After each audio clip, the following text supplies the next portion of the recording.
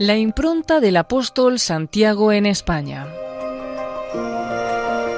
Es una conferencia de Juan José Díaz Franco, un médico y teólogo que previamente se licenció en Filosofía y Letras, ejerciendo como profesor de Historia del Arte hasta concluir su formación médica como especialista en psiquiatría.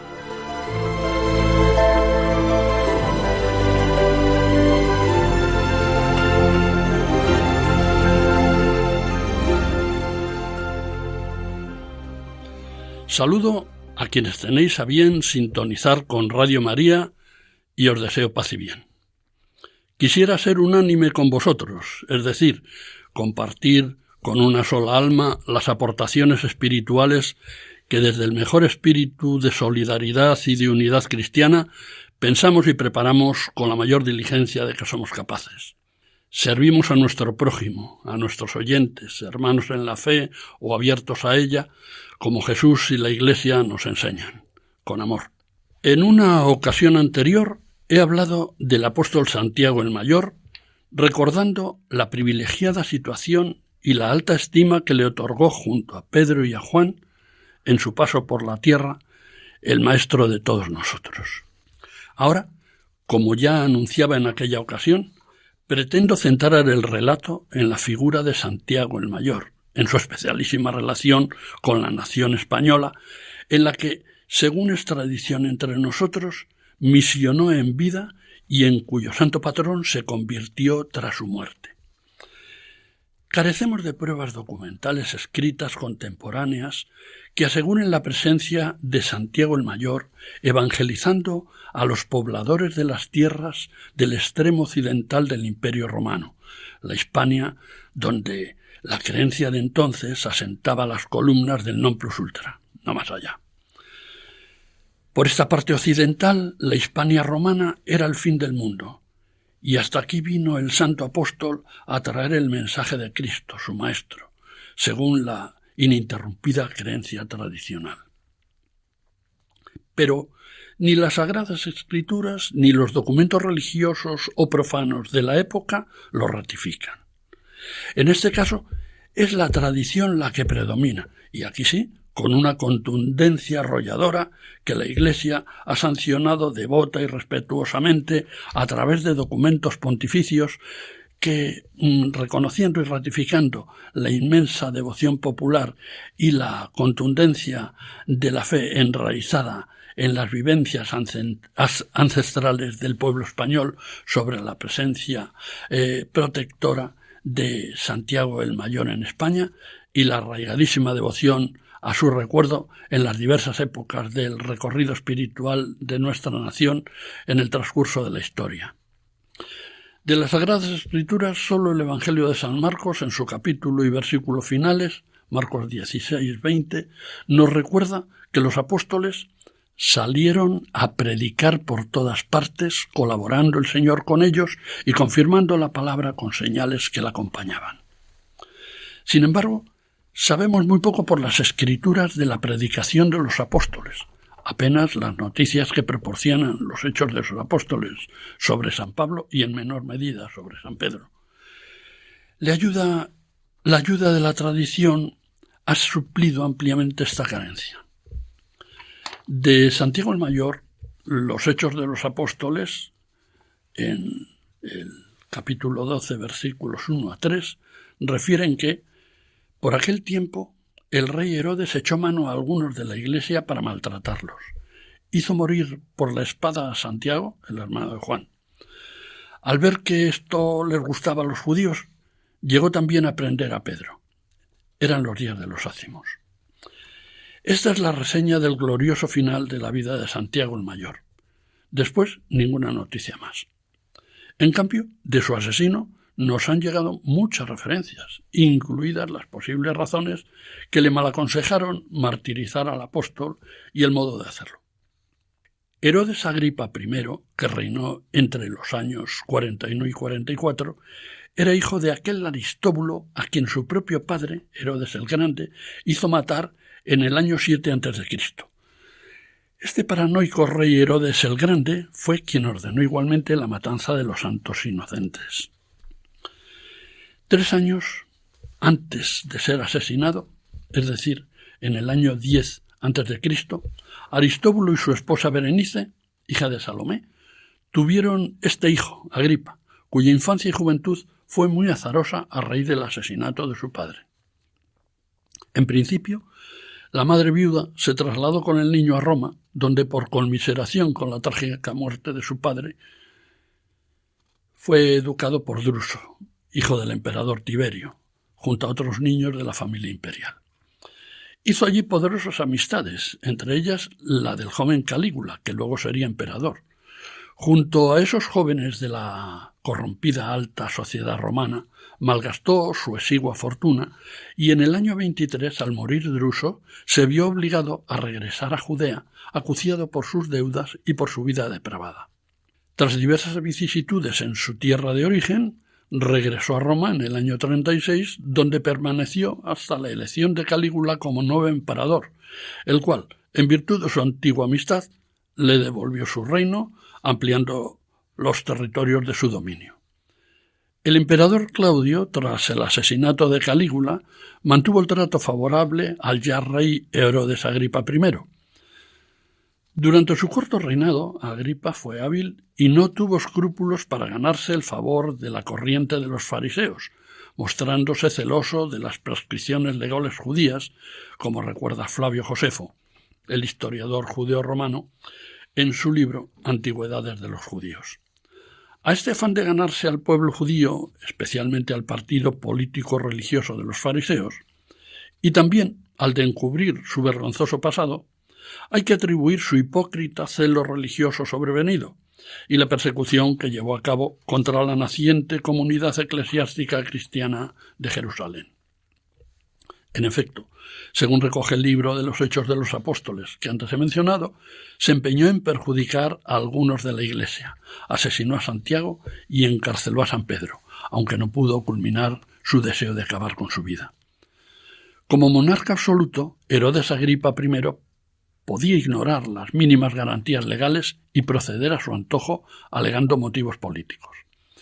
Este es el procedimiento que siguió el infame Herodes Agripa I con Santiago. Porque, sin que conste ningún proceso seguido contra la figura o el ministerio pastoral de Santiago, le hizo ejecutar por la espada, o sea, por decapitación. Con esta acción se confirman las evidencias de que fueron causas políticas las que llevaron al rey Felón a ordenar su muerte, porque si hubieran mediado razones religiosas, la pena habitual era la de lapidación, como habían hecho poco antes los judíos con Esteban, el diácono protomártir. La legislación rabínica consideraba la decapitación como la más ignominiosa de las muertes. Por eso era una pena que aplicaban los romanos y los amigos de los romanos, como se calificaba a sí mismo Herodes Agripa I, y no en vano, porque lo había sido desde su primera juventud y mucho más ahora que debía su reino a sus protectores imperiales romanos. Si la persecución de los cristianos no fue dictada por los intereses políticos del corrupto Herodes Agripa I, lo sería, en todo caso, por los intereses fratricidas de los patéticos rectores del tenebroso Sanedrín, los mismos o muy cercanos a los que poco más de 10 años antes tramaron la perdición del Maestro y ahora, otra vez, lo intentaban con estos nuevos incómodos seguidores de la fe en Cristo, delatores de la degradación espiritual personal de aquellos sanedritas dentro de la obsolescencia de la religiosidad colectiva oficial que detentaban. La luz vino para todos, también para ellos, pero ellos cerraron los ojos fuertemente y se sumieron en una espesa oscuridad espiritual que se prolongó en la historia del pueblo judío. Esta contumacia de la élite político-religiosa, saduceos y fariseos fundamentalmente, de Jerusalén, en su acoso y derribo, tan injusto como violento, de la figura de Jesús y su doctrina, y luego de sus seguidores, que tanto dolor causó a los primeros cristianos, y en sentido contrario, preludio de la gran tragedia acarreada a lo largo de los siglos contra todo el pueblo judío, saturada de pógromos. Ya sabéis, pógromos son esas persecuciones insensatas y masivas contra el pueblo judío. También discriminaciones y exclusiones de todo tipo.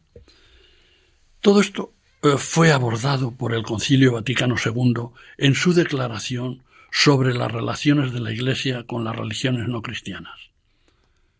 Dice así el concilio: aunque las autoridades de los judíos con sus seguidores reclamaron la muerte de Cristo, así se lee en Juan capítulo 19, versículo 6, sin embargo, lo que en su pasión se hizo no puede ser imputado ni indistintamente a todos los judíos que entonces vivían, ni a los judíos de hoy. Además, la Iglesia, que reprueba toda persecución contra cualesquiera hombres, consciente del patrimonio común con los judíos e impulsada no por razones políticas, sino por la religiosa caridad evangélica, deplora los odios, persecuciones y manifestaciones de antisemitismo de cualquier tiempo y persona contra los judíos. Antes de su regreso a Jerusalén para ser allí martirizado por orden del rey Herodes Agripa,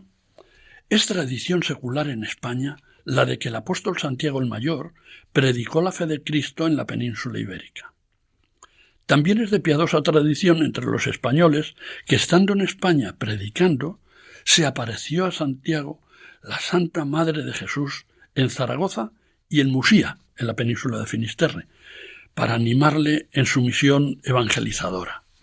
De aquella maternal presencia surge la antiquísima devoción a las advocaciones marianas del Pilar, en Zaragoza, y de la Barca, en Muxía, ubicadas en sendos santuarios y personalizadas en dos menudas y preciosas tallas de madera de 38 y 48 centímetros de altura, respectivamente.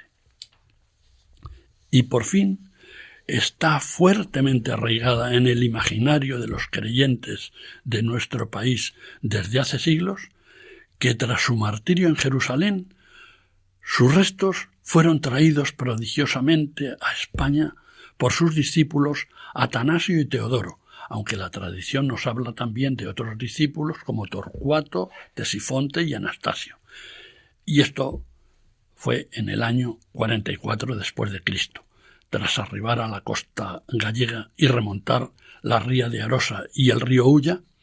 alcanzaron la villa de Iria Flavia, la actual Padrón, para acabar reposando sus restos definitivamente en Compostela. Referido a lo anterior, afirma el padre Villada en su Historia Eclesiástica de España lo siguiente: antes de entrar en la discusión de estos hechos, es preciso advertir que hay algo innegable y que está por encima de toda crítica. Y ese algo es que la personalidad del apóstol Santiago el Mayor está íntimamente ligada a la formación y desarrollo de nuestra nacionalidad y de nuestra historia. Santiago ha dado el nombre a una de nuestras más hermosas ciudades, Santiago de Compostela, y otras de Hispanoamérica, en Cuba, en Chile y en otros países del continente.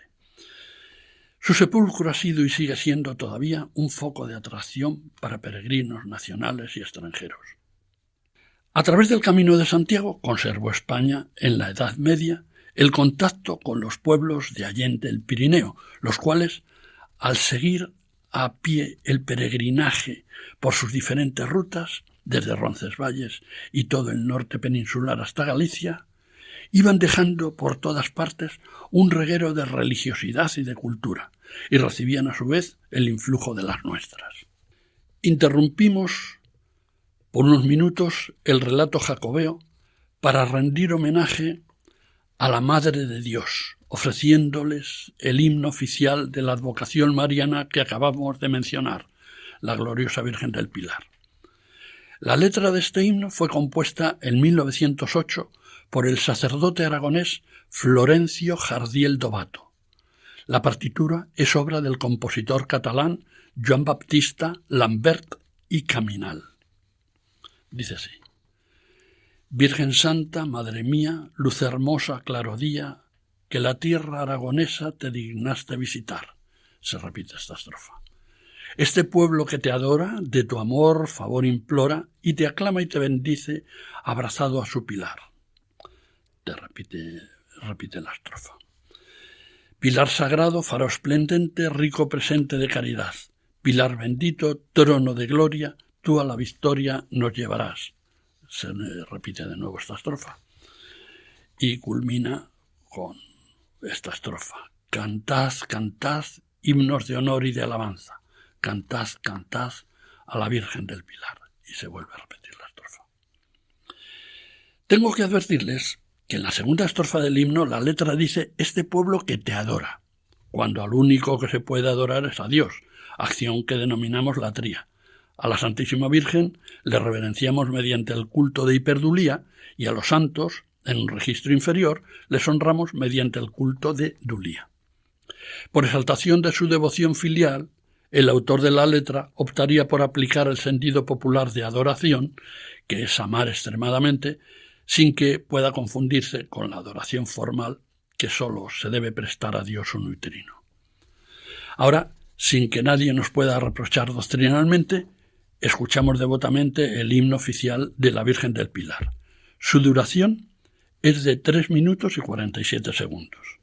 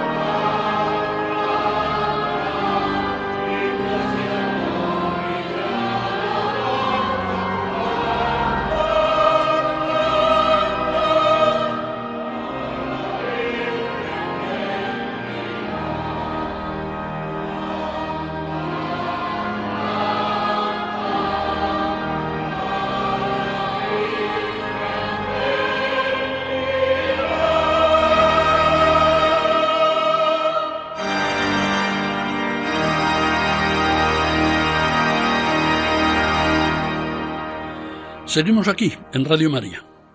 Les está hablando su amigo Juan José Díaz Franco, de la importancia que tiene el apóstol Santiago en nuestro país, en esta charla que hemos denominado la impronta del apóstol Santiago el Mayor en España. Por lo que se refiere a documentos acreditativos sobre Santiago el Mayor, la ausencia de testimonios sobre su presencia y predicación en la Hispania romana por parte de los escritores, cristianos o no, de los siglos I al IV del cristianismo en España,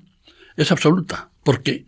como sucede en los primeros siglos de la Iglesia, apenas contamos con documentación sobre casi ninguno de los hechos de alguna importancia. Por supuesto, España no constituye una excepción respecto a las actividades de los miembros de la Iglesia cristiana naciente en otras partes del Imperio Romano. Hay un silencio grande por parte de los escritores de los 4 primeros siglos del cristianismo que no dicen nada de la predicación de Santiago en nuestro país.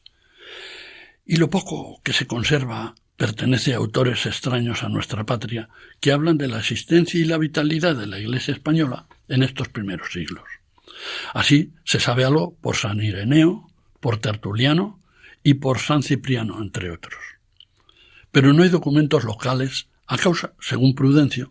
de la autoridad romana que mandaba quemar las actas que se iban elaborando sobre la actividad de la religión naciente.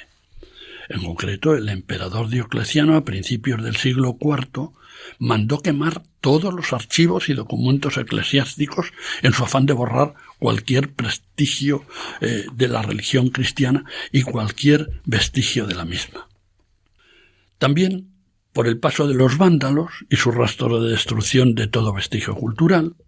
las persecuciones posteriores y las luchas intestinas, ya en pleno siglo IV, con la reacción contra el priscilianismo, que fue una herejía cristiana postulada por Prisciliano, un pseudo-obispo galaico que predicaba una mezcla de gnosticismo y maniqueísmo y que arrastró a muchos prosélitos. Y también por otras herejías. Otras herejías que fueron destruyendo las posibles referencias históricas documentales de las primeras comunidades cristianas sobre la evangelización de aquella España por Santiago, San Pablo y por los 7 varones apostólicos que fueron ordenados obispos en Roma y enviados a anunciar la buena nueva, el Evangelio, en la península ibérica por San Pedro y San Pablo. Añádase, en siglos posteriores, a partir de la invasión árabe, la Besania destructora de los enemigos musulmanes de la religión y la historia documental española y su secuela de incendios, de expolios y de devastación de las señas de identidad acumuladas durante siglos para borrarlas de la memoria colectiva y así minar la resistencia física y la identidad moral de los sometidos a la brutalidad de los invasores islámicos. Existen testimonios como el de Dídimo el Ciego, el más alto exponente de la escuela alejandrina, nacido en 310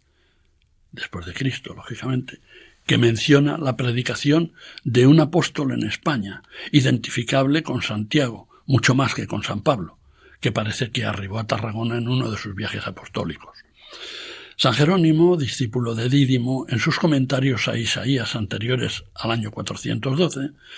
abunda en la idea de la presencia de Santiago en España, como también lo hace el gran historiador eclesiástico Teodoreto, contemporáneo de San Jerónimo, que en el Sermón Octavo de los Mártires habla de la misión distintiva de un apóstol en España y que no parece ser Pablo y no queda otro que Santiago. Con todo,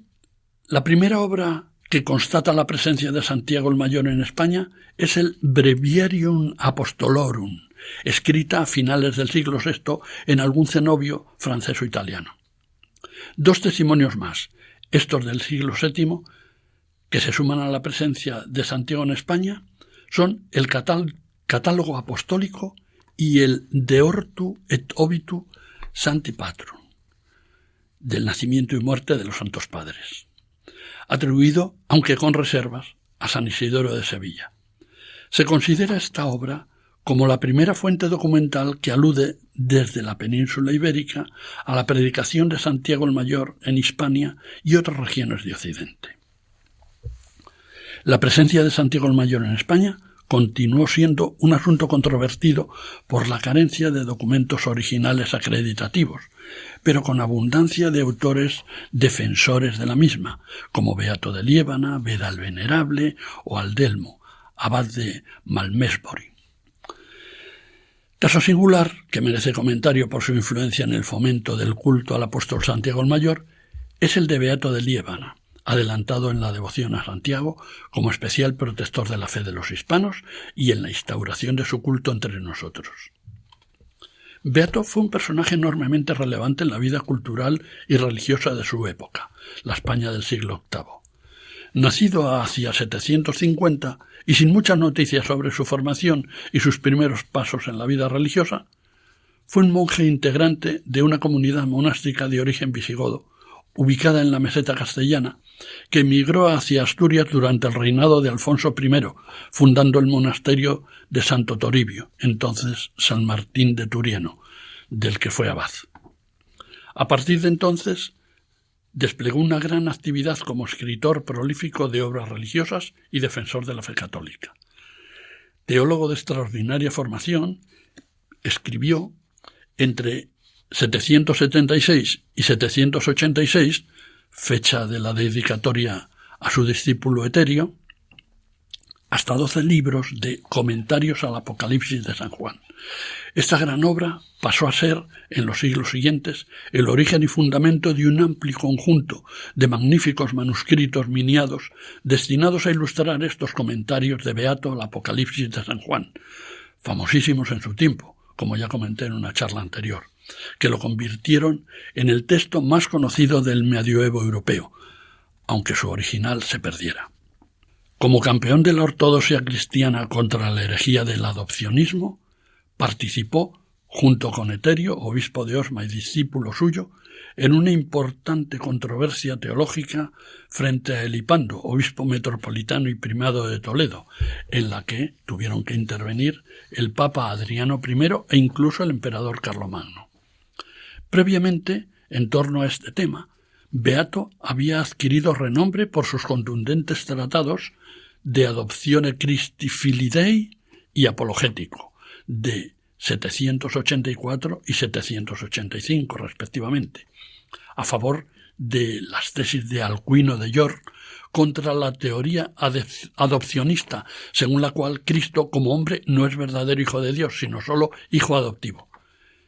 Esto lo defendían los obispos Elipando de Toledo y Félix de Urgel, a los que les parecía cuestionable la naturaleza divina de Jesús,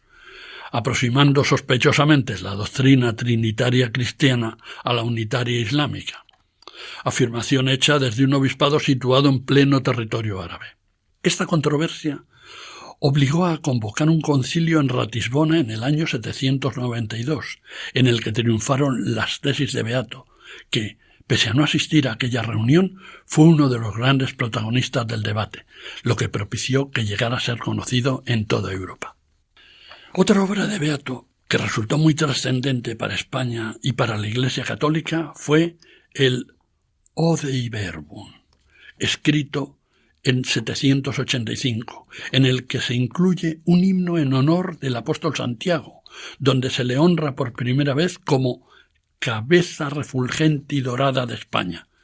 lo que contribuyó a consolidar la creencia tradicional del viaje de Santiago a España, aportando las primeras condiciones para que acabara convirtiéndose en su especial protector y patrón.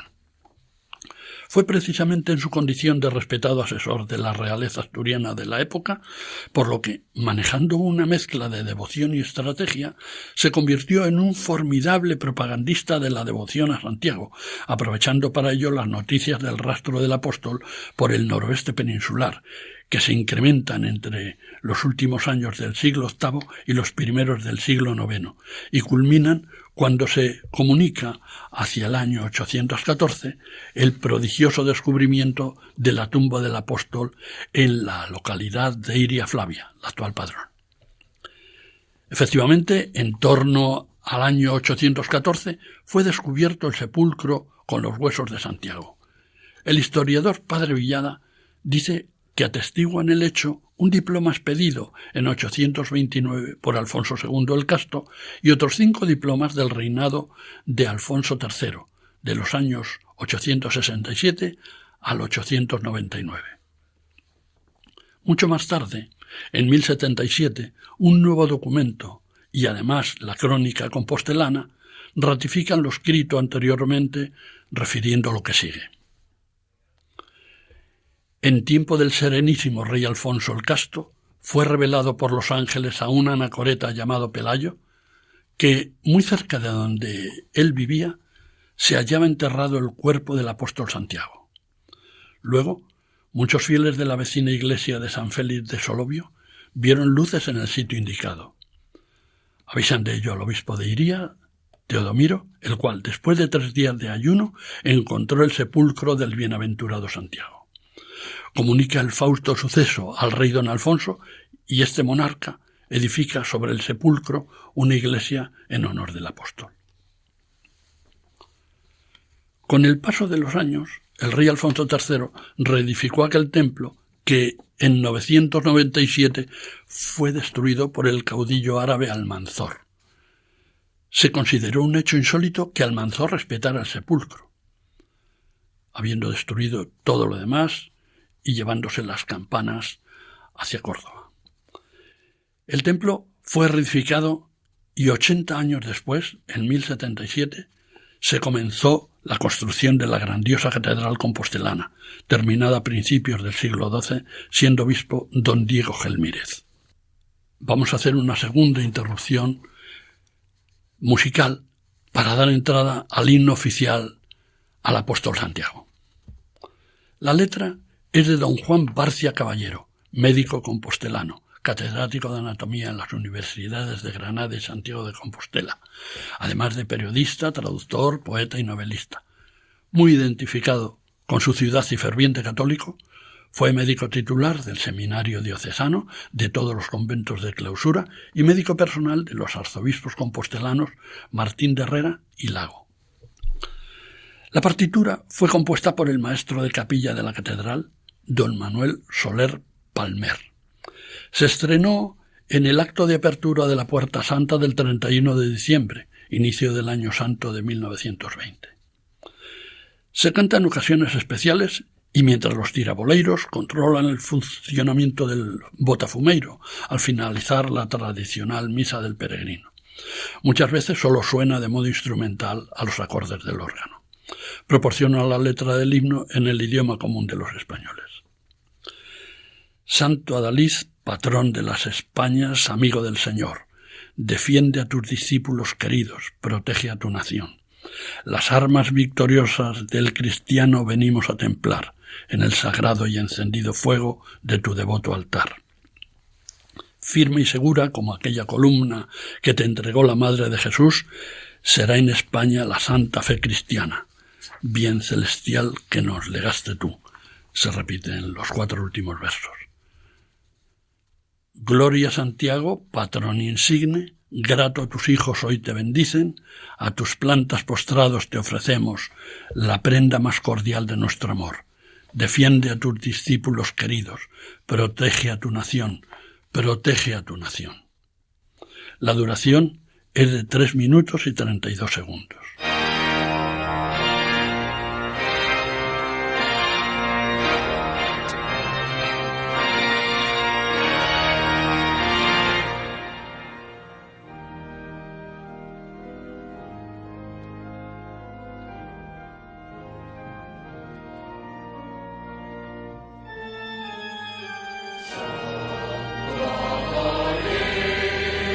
Patrón de las Españas.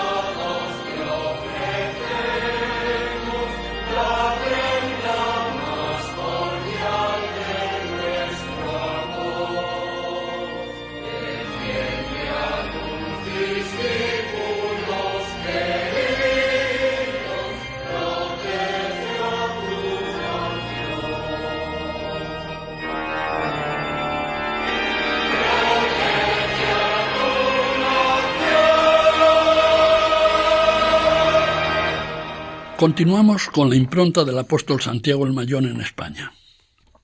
Les habla Juan José Díaz Franco. Escapa a mi propósito en esta charla abrir un debate, que lo ha habido, sobre el traslado de los restos del apóstol Santiago el Mayor a Galicia y el posterior y prodigioso hallazgo de los mismos, pormenorizado con razones documentadas y a veces controvertidas. Con este examen de teorías afines y contrarias a propósito de la predicación del apóstol Santiago en la Hispania romana y el posterior traslado de sus restos desde el puerto de Jafa al de Iria Flavia para ser depositados en tierra española, podríamos emplear mucho tiempo, pero solo recogeré dos de ellas más relevantes de diferente signo. De estas razones documentales me refiero. Como expresión del cuestionamiento de un permanente flujo del culto a Santiago, en los primeros años del siglo XIII, se planteó una polémica durante la celebración del Cuarto Concilio de Letrán por la pugna de la primacía entre las sedes de Compostela y Toledo. El obispo de Compostela, don Pedro Muñiz, defendía la primacía de su diócesis por haber predicado en ella el apóstol Santiago. En su contra, la negación de la presencia de Santiago en España era esgrimida por el obispo de Toledo, don Rodrigo Jiménez de Rada, para hacer decaer, por esa causa, la primacía compostelana, en provecho y favor de la opción de su propia sede toledana como primada de España. Siguiendo el eco de esta presunta polémica lateranense sobre la primacía de la sede compostelana o toledana, en 1583 se publica la obra Primera colección de concilios españoles, obra del canónigo toledano y luego obispo de Toledo, don García de Loaísa y Girón, en la que argumentaba contra la tradición santiaguista, defendiendo que era una superstición la venida del apóstol Santiago a España, su predicación y su enterramiento en Compostela. Al mismo tiempo disertaba, con más que sospechosa instrumentación a su beneficio, sobre la primacía de la Iglesia toledana, apoyándose en las actas de aquel Cuarto Concilio de Letrán, muy cuestionadas por otra parte, como también fue cuestionada la presencia de ambos metropolitanos, el de Compostela y el de Toledo, en aquella ocasión. Llegó esta obra a manos del reputado historiador, el cardenal Baronio, que en sus notas al martirologio romano había admitido la venida de Santiago a España, pero que tras leer el libro de Loaísa se convirtió en un obstinado impugnador de la tradición santiaguista, igual que el cardenal Roberto Belarmino, luego elevado a los altares como San Roberto Belarmino. La consecuencia fue que en la comisión creada por el Papa Clemente VIII en 1592 para revisar las lecciones de los santos en el nuevo breviario de San Pío V, presidida por el cardenal Baronio, y en la que también figuraba el cardenal Belarmino,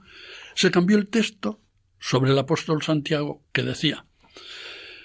después de haber anunciado la divinidad de Cristo en Judea y Samaria, recorrió Santiago España, y habiendo predicado allí el Evangelio, se volvió a Jerusalén, para acabar diciendo: el haber venido Santiago a España y haber convertido allí algunos a la fe es tradición de las iglesias de aquella provincia. De entre los convertidos, 7, ordenados después obispos por Pedro, se dirigieron a los primeros pobladores del territorio español para predicarles. Este cambio de redacción causó tanto pesar y consternación en España que el mismo rey Felipe III hizo notar ante el nuevo Papa Urbano VIII el malestar por el tratamiento eclesiástico de un tema tan sensible al pueblo español como el de la relación del apóstol con España, forzando a que la redacción de la lección dedicada a Santiago en el breviario romano se modificara levemente y quedara así. Después de la ascensión del Señor a los cielos, predicó Santiago su divinidad en Judea y en Samaria, donde condujo a muchos a la fe. Luego, marchando a España, convirtió allí a algunos a Cristo, de entre los cuales 7, ordenados más tarde obispos por San Pedro, fueron los primeros que se dirigieron a España. Dando un salto adelante en el tiempo, de 3 siglos, en 1878 el cardenal de Santiago, don Miguel Payá y Rico, asumió la responsabilidad de iniciar un nuevo inventario de legitimación de las posibles obras en torno a lo referido al sepulcro del santo, reuniendo a ese efecto un amplísimo equipo multidisciplinar con los más prestigiosos arqueólogos y forenses del momento. Completados los complejos análisis, expidió Monseñor Payá y Rico, el 12 de marzo de 1883, un decreto declarando la autenticidad de las reliquias. Pero también quiso dar más relieve a su dictamen, para lo cual elevó el proceso a la consideración del pontífice reinante en el momento, el Papa León XIII, para que se pronunciase, tras el examen del exhaustivo expediente, con una sentencia definitiva. El Papa aceptó esta encomienda y nombró una comisión de cardenales y prelados presididos por el prefecto de la Congregación de Ritos, que estudió exhaustivamente el tema y delegó al Monseñor Caprara, a la Ración, promotor de la fe, la responsabilidad de las últimas comprobaciones in situ en Compostela, entrevistándose allí con todos los eminentes peritos, arqueólogos y médicos que habían estudiado el sepulcro y contenido de la tumba del apóstol. Presentadas las pruebas y el dictamen sobre las mismas de la Comisión Romana a su Santidad León XIII, procedió el Papa a ratificar las conclusiones compostelanas y romanas con un decreto de 25 de julio de 1884, que quiso que se leyese ese mismo día, después del Evangelio, en la misa mayor de la iglesia de Montserrat de Roma, con gran solemnidad y en presencia de una numerosa delegación española presidida por el embajador ante el Vaticano, los representantes eclesiásticos intervinientes en el caso y una gran masa de fieles que abarrotaron el templo. La noticia se recibió en Santiago y en toda España por los creyentes con gran júbilo. Pero dando un paso más, el Papa León XIII quiso sellar la sentencia pronunciada expidiendo 3 meses más tarde, el 1 de noviembre de 1884, la bula Deus Omnipotens, en la que se puede leer que el cuerpo del apóstol fue recogido por 2 discípulos suyos, Anastasio y Teodoro, los cuales lo sacaron de Judea, metiéndolo en un barco, y tras feliz travesía alcanzaron las costas gallegas, en donde Santiago, también según tradición, había predicado, y arribados a Iria Flavia, fueron recogidos y guardados sus sagrados despojos en una cripta abierta en la roca, dentro de un sepulcro construido al estilo romano, sobre el cual erigieron una pequeña capilla. Más adelante, el texto de la bula recuerda los hechos posteriores. En los comienzos del siglo IX, reinando en España Alfonso llamado el Casto, se refiere naturalmente a Alfonso II, que reinó del 791 al 842, y siendo Teodomiro obispo de Iria Flavia, apareció encima del subterráneo que encerraba las reliquias de Santiago y sus 2 discípulos, según refiere la tradición constante,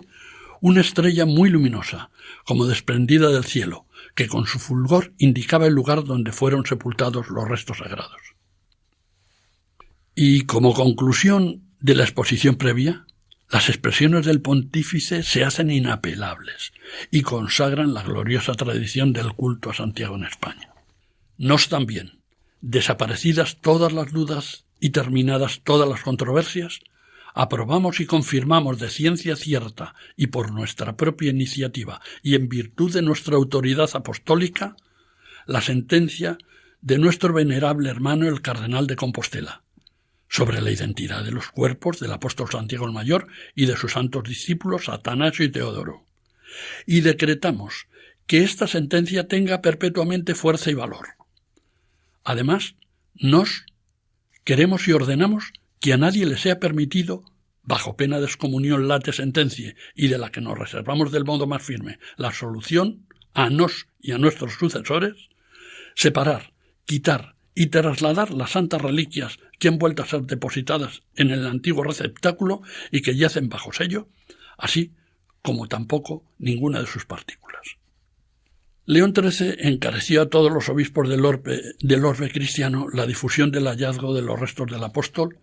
y les alienta que fomenten la veneración por los fieles de sus reliquias y de nuevo emprendan peregrinaciones a aquel sepulcro sagrado. Así lo dice textualmente. Tan contundentes son las expresiones pontificias del Papa León XIII a favor de la relación del apóstol Santiago el Mayor con España, que algunos autores con los que me he venido documentando, los canónigos Sánchez Martín y Fernández Ogueta y el jesuita historiador Padre Villada, matizan que la bula no encierra una definición ex cátedra acerca de una verdad o hecho dogmático, ni siquiera un hecho histórico próximo y necesariamente unido con el dogma, sino que es solo, y no es poco, un hecho histórico relacionado con el culto. Con todo, la devoción y las visitas a Compostela, así como el ánimo permanente para el mantenimiento del orgullo y la devoción por la figura de Santiago en nuestra patria, han sido una constante de casi todos los pontífices reinantes en el pasado siglo y en el actual. Las repetidas y emocionantes palabras de Pío XII sobre el apóstol, concediendo condiciones especiales para el jubileo de Compostela, como ya lo hicieron antes Sixto V a finales del siglo XVI e Inocencio XII a principios del siglo XVII, y las emocionantes visitas de los santos pontífices Juan XXIII en 1954, siendo un patriarca de Venecia, había peregrinado a Compostela recorriendo el llamado camino primitivo. Y también la presencia, igualmente emocionante, de Juan Pablo II en dos ocasiones, 1982 y 1989, y en 2010 la de Benedicto XVI. Todo eso es un testimonio gratísimo a favor del culto que damos a Santiago en nuestra patria y que se ve ratificado por la presencia de estos pontífices emblemáticos tan cercanos a nosotros. Previamente habían legitimado con su visita el culto de las reliquias del apóstol Santiago dos santos fundadores de órdenes religiosas esplendorosas y esplendorosos ellos mismos, Santo Domingo de Guzmán y San Francisco de Asís, y antes y después de ellos miembros de la realeza y la nobleza europeas, numerosos jerarcas religiosos y civiles, artistas como el Gran Van Eyck en 1428 y 29, y nobles y plebeyos de toda hora que honraron con su presencia en Compostela la fuerza de la devoción a este santo patrón de las Españas, tan querido y venerado por multitud de fieles cristianos españoles. Hasta una nueva ocasión, paz y bien para todos vosotros.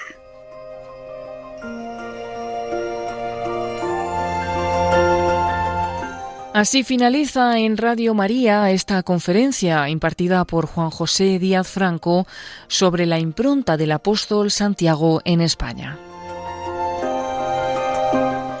Juan José Díaz Franco es un médico y teólogo que previamente se licenció en Filosofía y Letras, ejerciendo como profesor de Historia del Arte hasta concluir su formación médica como especialista en psiquiatría.